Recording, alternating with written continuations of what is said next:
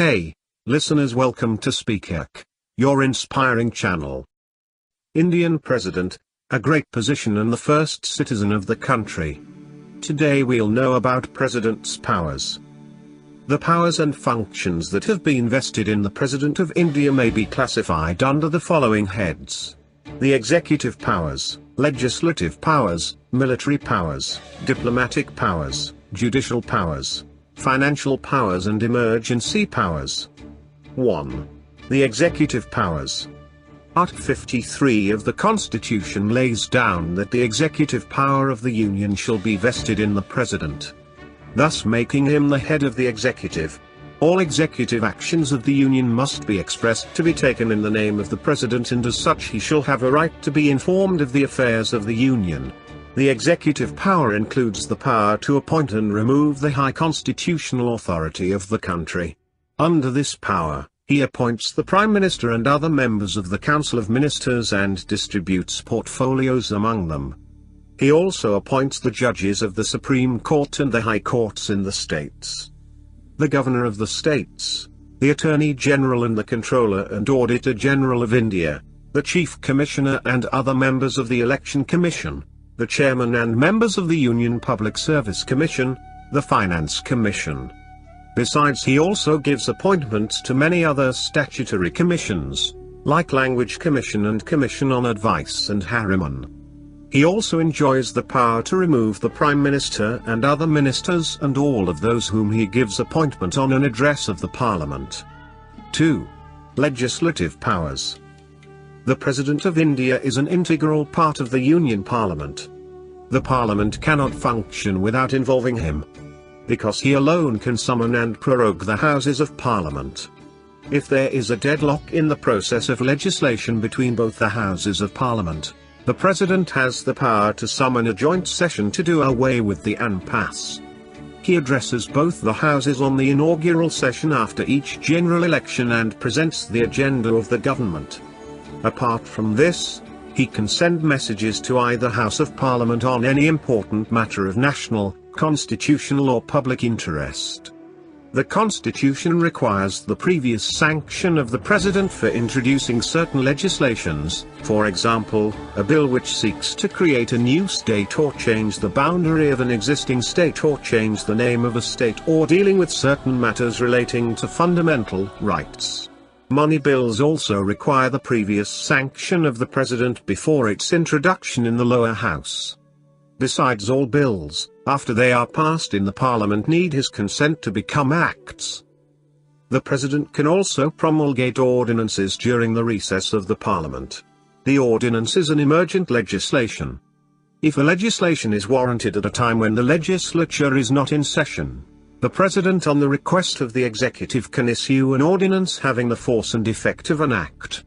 However, every such ordinance must be laid before both the Houses of Parliament and shall cease to operate on the expiry of 6 weeks from the date of its reassembly, unless approved by the Parliament. The ordinance also becomes inoperative if before the expiry of 6 weeks a resolution is passed by Parliament against it. 3. Military powers.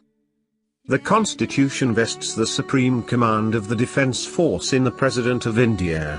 As such, he makes all important appointments in the defence force, including the chief of the three wings, the armed force, the air force and the naval force. He can declare war and conclude peace. However, the President cannot do so himself. Under the Constitution, he is required to do so under the control and authority of the Parliament. 4. Diplomatic powers. The President enjoys wide diplomatic powers or powers over foreign or external affairs. For the purpose of maintaining ties with the other countries, he appoints diplomatic representatives like ambassadors or the high commissioners to those countries. The diplomatic representatives of other foreign countries also present their credentials to him before taking up their assignments in this country. He also takes up the task of negotiating treaties and agreements with other countries subject to ratification by Parliament. As head of the state, he represents India in international affairs. 5. Judicial powers. The President of India as head of the executive enjoys some judicial powers like most other heads of democratic countries the world over.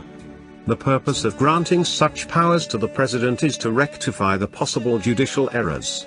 No human system of judicial administration can ever be foolproof. The President of India can grant pardons, reprieves or respites or remission of punishment. He can suspend, remit or commute the sentence of any person convicted of any offence in cases where the punishment is by a court-martial or death sentence. Besides, the judges of the Supreme Court and the High Courts are appointed by him. He is also empowered to transfer the judges of the High Courts or can remove any judge of Supreme Court or High Courts or an address by the Parliament. A very significant power with the President is that he can seek the opinion of the Supreme Court or any matter of legal or constitutional importance involving the interest of the state and the people. However, it is up to the Supreme Court whether to render any advice to the President, and on the other hand it is for the President either to accept or reject such advice if tendered. 6. Financial powers. With regard to his powers in the field of finance, the Constitution provides that all money bills will need his consent to be initiated in the lower house of Parliament.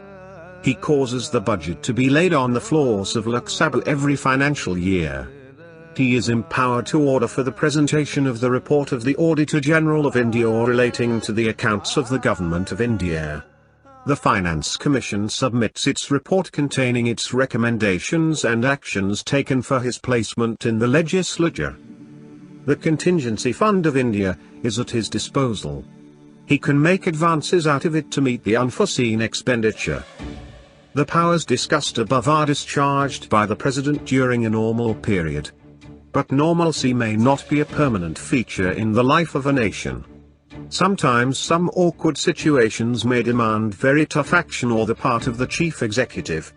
The President of India has been given some extraordinary powers to deal with such emergent situation. 7. Emergency powers. The makers of the Indian Constitution were influenced by the relevant provisions of the Government India Act, 1935 and the Constitution of the Weimar Republic of Germany where such provisions had been incorporated. In the Constitution of India, 3 kinds of emergencies have been envisaged, such as national emergency, state emergency, and financial emergency. 8. National emergency. The emergency provisions in Part 18 of the Constitution have been considerably amended by the 42nd, 1976, and 44th, 1978, Amendment. The President of India under Article 352 can declare an emergency at any time when he is satisfied that security of India or part thereof has been threatened by war, external aggression or armed rebellion. It may be declared even before such eventuality takes place. Such a proclamation, known as a national emergency, is issued on the recommendation of the Cabinet headed by Prime Minister, in writing to the President.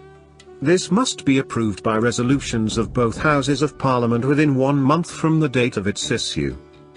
If the Lok Sabha stands dissolved at the time of the declaration of emergency, then Rajya Sabha must approve of this and then within 30 days must be approved by the reconstituted Lok Sabha.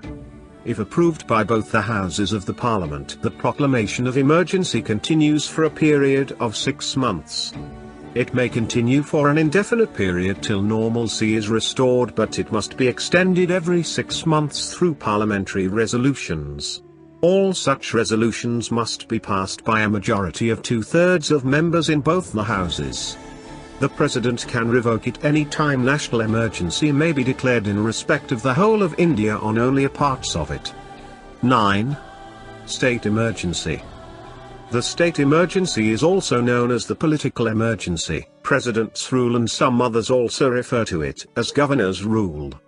This kind of emergency arises when the constitutional machinery in any state becomes inoperative. Art. 356 provides that if the President of India on receipt of report from the governor of a state or otherwise is satisfied that a situation has arisen in which the government of a state cannot be carried or in accordance with the provisions of the Constitution, he may declare state emergency. Such a proclamation may be made by the President where any state has failed to implement any central directive. Any dislocation in state administration might just affect the national integrity. This provision has been incorporated as a safeguard against that. The Parliament must approve of the proclamation within 2 months. Such an emergency can continue for a period of 6 months at a stretch and can be extended up to a maximum period of 3 years.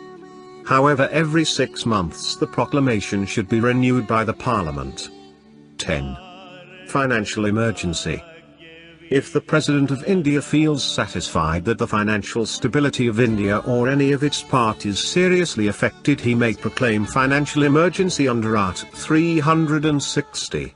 The duration of such a proclamation ordinarily remains in force for a period of 2 months.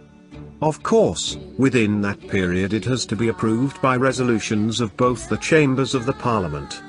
If the Lok Sabha is dissolved within that period of 2 months, the proclamation has to be approved within 30 days of the newly constituted Lok Sabha. It can continue for an indefinite period till it is revoked by the President. The effects of financial emergency are significant. The President can direct state government to observe economy measures in public expenditure. All money bills may be reserved for the consideration of the President. Salaries and perks of gout, servants and high constitutional dignitaries may be drastically reduced, including the judges of higher courts. The President of India may reconsider the allocation of revenues between the centre and the states. Thank you, listeners. That is all about powers of the Indian President. If you would like to watch more videos from Speakak, please do subscribe with us.